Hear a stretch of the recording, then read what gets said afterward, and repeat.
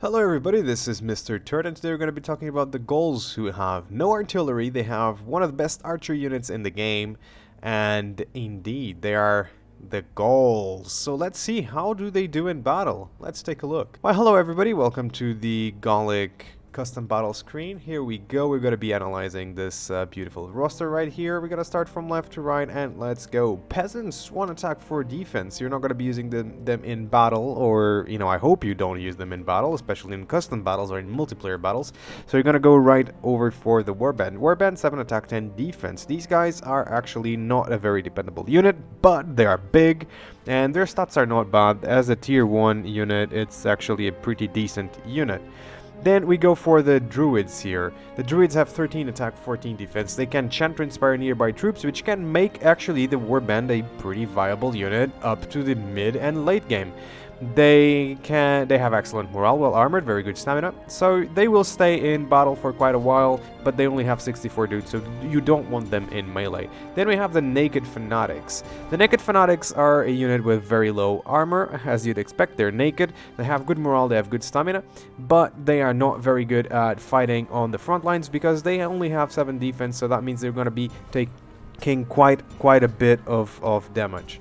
Alright, so we go for the Swordsman. The Swordsman is the first sword unit that you can put on the front lines. They have 10 attack, 12 defense, which makes them good at dishing out damage, and good at not taking a lot of damage because of that defense. They may charge without orders, just like the other barbarian units right here, the other melee barbarian units, but they have good morale.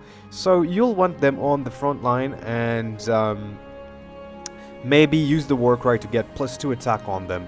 Alright, and then we have the Chosen Swordsman, the natural evolution of the Swordsman. The Chosen Swordsman is a fairly good infantry unit. They're not as good as the Roman units, for example, but they are pretty good still. And in the late game, they can hold their own. They're not too expensive, so you can mass them with fairly easily.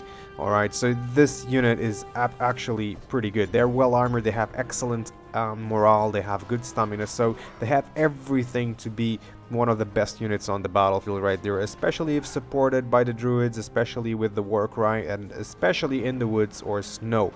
They can have a +4 attack bonus with both war cry and being on the woods or snow. Anyway, then we go for the skirmishers. We have the skirmisher warband. I don't usually use skirmisher warbands. They are fairly cheap, but they have 9 missile attack, but in my opinion, I just don't really like using skirmisher warbands. However, I can see that they can be very useful indeed.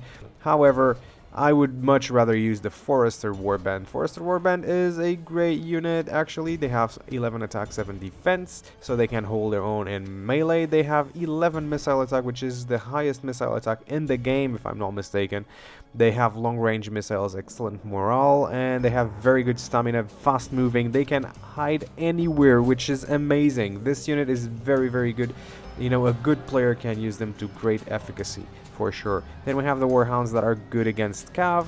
Then we have the Barbarian Cavalry, which is the best tier 1 cavalry unit in the game. Well, if not the best, one of the best tier 1 cavalry units in the game, at least melee Cav, for sure.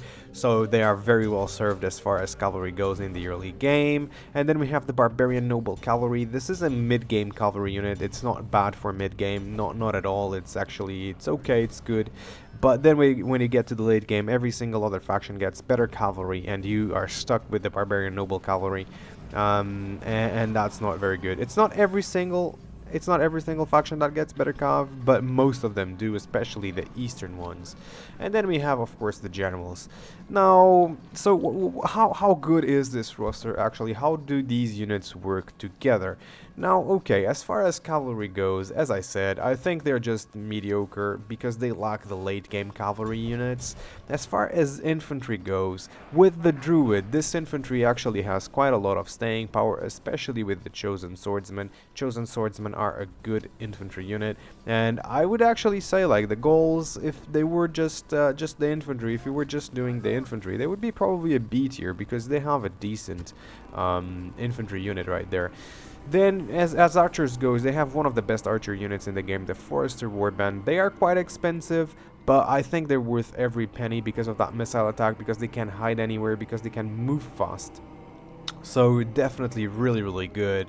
However, you know, I don't think they can be S tier just because they are quite expensive. So I would put them on the A tier, and C tier for cav, A tier for missiles, and B tier for infantry. However, we need to check this out as a whole, and without very good cavalry to protect your flanks, you know, without any good spear options to protect your flanks, even though you have the warband with druids, they might actually be decent, but they will still break fairly easily, so you might actually not have a good unit to protect your flanks and cavalry to protect your flanks, which means that the Gallic army will be very susceptible to flanking maneuvers, especially from factions that have stronger cavalry or indeed stronger infantry, which most factions are either better than the Gauls at one or at the other. So I don't think these guys can be a B tier or an A tier because of this, and as such they are very close to Dacia and when it comes to the roster, but they have a better archer unit. Does it make them a better roster overall? No, I don't think so, just because the archers are quite expensive. So here we go. Gauls, a C tier as far as the battle goes, boys. C tier. If you disagree with me, please feel free to share that in the comments. You know, leave a like on the video. If you agree with me, please do also leave a comment. Subscribe to the channel if you haven't already, and I'll see you guys on the next video. Thank you so much for the view. Hope you enjoyed this video. Please leave a like, subscribe to the channel, follow me on Twitch, and I'll see you guys on the next one. Thank you so much.